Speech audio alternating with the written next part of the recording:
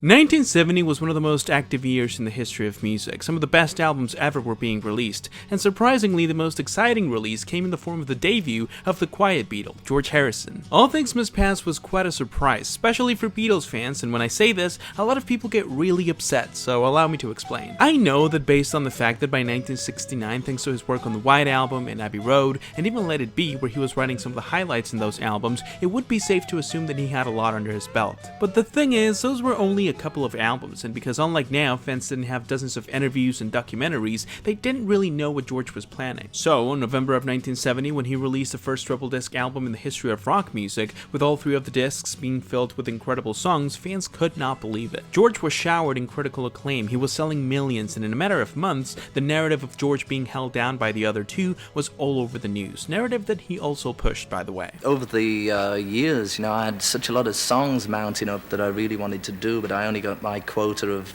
one or two tunes per album. And it's kinda hard not to see it that way. All Things Must Pass is one of the best debuts in the history of music, and it's so well defined too. John and Paul's were also really good, but there's quite a bit of confusion in both of them. Phil Spector's production is a bit of a problem, like sometimes it sounds like George is singing in the room from John Lennon's Imagine music video, but overall, it's a fantastic album. That along with all the interviews, live performances, collaborations, and a few other things, George was basically on top of the world, and he stayed there for a bit too, thanks to his sophomore release. Unfortunately, that's where this love story ends. He released a couple of other albums that are really good, but we never really got that early 70s George Harrison ever again. Which is a shame, but it doesn't change the fact that for a good few years, people believed that he was secretly the best songwriter in the Beatles, and actually, even today there's people who still think that's the case.